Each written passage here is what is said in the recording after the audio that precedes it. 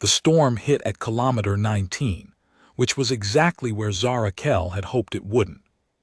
She had watched the pressure readings all morning in the supply depot at Kethvarun's southern settlement, had run the numbers twice, had asked the colonies whether relay for a read on the northern plateau crossing. The relay had given her a 6-hour window. She had taken it. She was now at kilometer 19 of a 42-kilometer trail run, the sled loaded with 60 kilograms of medical cargo, and the 6-hour window had closed in 4. Kethvarun's storms did not ease in. They arrived. The wind came off the plateau shelf at something between 70 and 90 kilometers per hour. She couldn't tell exactly because her handheld meter had iced over, and it brought with it a horizontal sheet of crystalline particulate that was not quite snow and not quite sleet, but had the combined properties of both plus a grinding quality unique to Kethvarun's silica-heavy atmosphere. It hit her face like static. It hit Boone like nothing. Boone was 10 years old. He was an Alaskan Malamute, 105 pounds, with a coat the color of storm clouds, and a face that looked permanently unconvinced by whatever the universe was currently attempting. He had been running the Northern Plateau Trail since he was 2, when Zara had been 17 and still learning which way the wind came from. He had run it in every season Kethvarun had, which were not the same seasons Earth had, and were not arranged in any order that made intuitive sense. He knew every kilometer of it, including the section between 19 and 27 that crossed the shelf flats, where the trail markers were buried under the seasonal silica drift, and the only reliable guide was the way the wind changed pitch against the ridge line to the east. He was slowing. Zara saw it in the set of his shoulders, not fatigue, not cold, but something more deliberate. He was dropping from his working pace to a trail read pace, head lower, pulling the line taut but moving differently, the way he moved when he was reading terrain rather than covering it. She called up to him from the sled handles, "Boone, I've got you." He didn't look back. He didn't need to. The Kethvarun Colony Administrative Office was staffed, at that hour, by 2 people, a Thurvian administrator named Ovven, and a human logistics clerk named Dace who was on his 3rd cup of cold tea, and making a focused effort not to think about the weather data on the secondary screen. Ovven was studying the emergency beacon manifest, which showed 1 active human transponder and 1. The colony had required all working animals to carry transponders after the incident with the survey horses 2 cycles prior. 1 animal transponder, both moving northeast along the northern plateau supply route at a pace that was, relative to the storm now swallowing that section of the plateau, insufficient. Thurvians were bilateral tall, and had the kind of stillness that registered to humans as either calm or suppressed alarm, depending on context. Ovven's stillness at that moment was the second kind. "She filed the cargo manifest at 6:10, Ovven said. "The antiviral compound, the rebreather seals." He did not need to say what the northern settlement was waiting for. 3 families in the residential block, 2 children among them, a respiratory outbreak that had been manageable until the colony's primary medical stock proved inadequate for Kethvarun's variant of the pathogen. The secondary stock was in the cargo on that sled. There was no tertiary. Dace looked at the beacon screen. "They're still moving." At 30% below projected pace, Ovven turned to the emergency line. Then he stopped. The Thurvian colony directive on animal-assisted transport had been drafted before Ovven arrived. He had read it once, noted that Earth-working animals were classified in the colony's cargo manifest system as auxiliary equipment, Category 3, durable, non-essential, weather-rated to Earth standard only, and had not revisited the classification. It was a filing convention. It had not seemed worth revisiting. He was looking at the beacon readout now, and noting that the animal transponder was still moving at a consistent heading, while the human transponder had slowed to a near stop for approximately 90 seconds at kilometer 23, then resumed. He noted this without immediately knowing what it meant. "Get me the handler's last voice check," he said. Zara had stopped at kilometer 23 because her left boot lining had packed with silica drift, and she couldn't feel her toes. She had the boot off in 45 seconds, repacked the lining with the spare thermal wrap from her kit, had the boot back on in 40, and was moving again in under 2 minutes. She was pleased with this. She was less pleased with the visibility, which had dropped to approximately 6 meters, which meant she could see Boone clearly and nothing else. Boone was moving nor-northeast. The trail should be nor-northwest from kilometer 23. She knew this. She had the route memorized, had run it enough times to have the bearing sequence in her head, nor-northwest to the shelf edge, then a 15-degree correction east along the drainage cut, then due north across the flat until the ridge markers. She knew the route. Her compass confirmed nor-northwest. Boone was going nor-northeast. She stood at the sled handles for 2 seconds. Then she said, "Okay, Boone," and leaned her weight into the handles to follow him. She had learned this lesson at kilometer 31, 6 years ago, in a storm with better visibility than this one. She had ignored Boone's correction and taken the compass bearing. She had found the drainage cut exactly where the compass said it would be. She had also found the ice shelf overhang above it, which had not been on any map because it was seasonal, and which Boone had apparently already known about because Boone had been going around it. She had spent 40 minutes extracting the sled from the collapsed margin of that cut, while Boone sat at the top of the bank with his ears up and did not say anything. She had not overridden him since. The trail nor-northeast was longer by almost a kilometer. It was also flat, firm, and out of the worst of the shelf crosswind.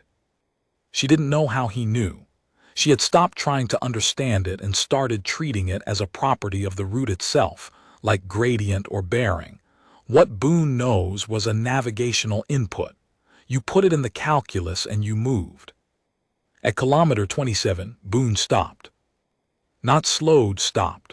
All 4 feet planted, weight shifted back, the line going loose against the sled front.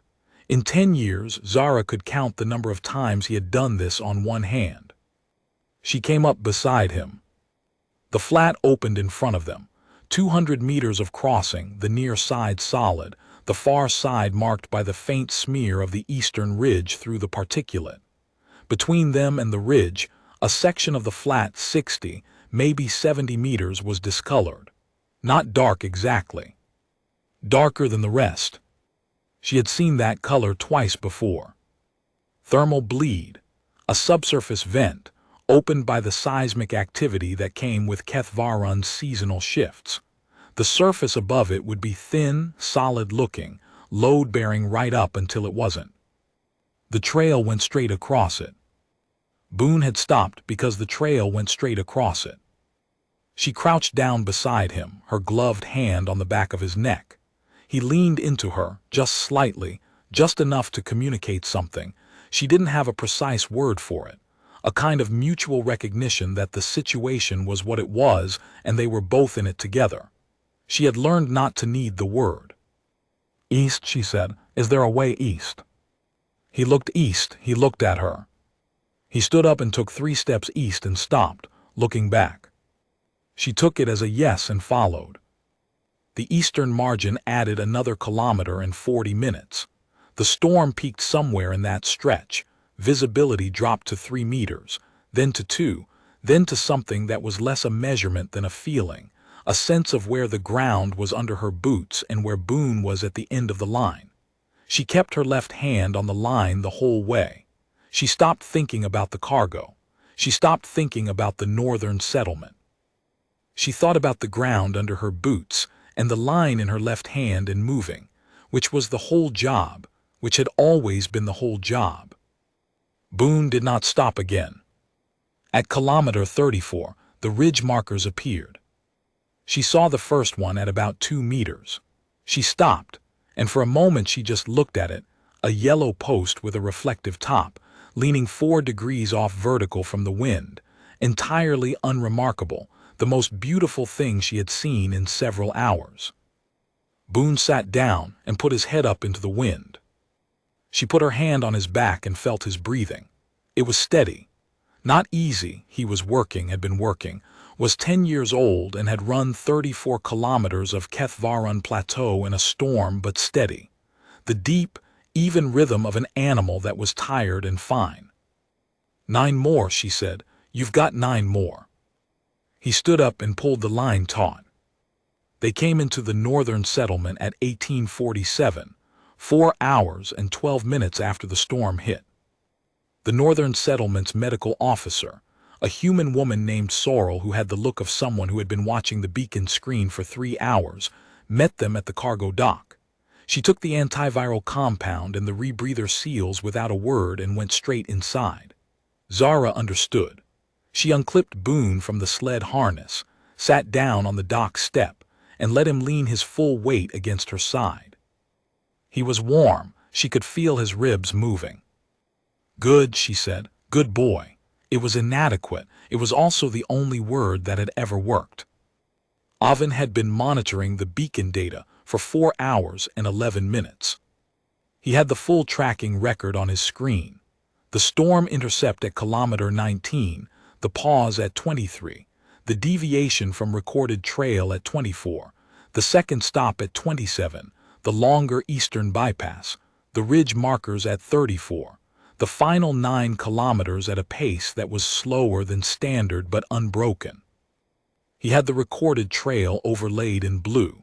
He had the actual route in white. The deviation at 24 had bypassed a crosswind corridor that, he checked the weather data, had hit peak gust at 103 kilometers per hour during their crossing window. The bypass at 27 he had mapped against the seismic activity log. The thermal vent had opened 18 hours prior. There was no flag on the route map. It was not in the navigation system. The animal had known anyway. Ovven sat with this for a while. He pulled up the colony's auxiliary equipment, Category 3 classification file. He read the criteria. He read them again. He opened a new administrative note. He stared at the blank field for a moment. Then he typed, query, does current classification framework account for autonomous route recalculation under degraded navigational conditions? He paused, added, animal transponder data attached. Northern Plateau run, today's date, recommend review. He sent it to the colony's classification committee and sat back. Dace looked up from his tea. What was that? A question I should have asked 2 years ago, Ovven said. The reclassification took 11 days, committee review, field data analysis, a formal query to Earth's working animal registry for documentation on Malamute trail navigation in polar analog environments. The registry came back with 47 pages. The committee read the summary and the first 8 pages and voted unanimously to upgrade Earth working sled dogs from auxiliary equipment, Category 3, to route asset, Category 1, a designation that had previously been held exclusively by colony navigation systems and survey drones. The distinction mattered because Category 1 assets were protected under the colony's emergency allocation protocol. They were housed in climate-controlled facilities, fed from the primary supply chain, given veterinary priority during resource-constrained periods.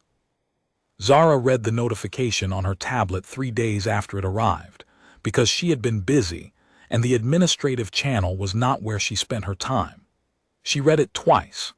Then she looked at Boone, who was asleep on the depot floor with his chin on her boot, making the particular slow breathing sound of a dog that had decided the situation was entirely resolved.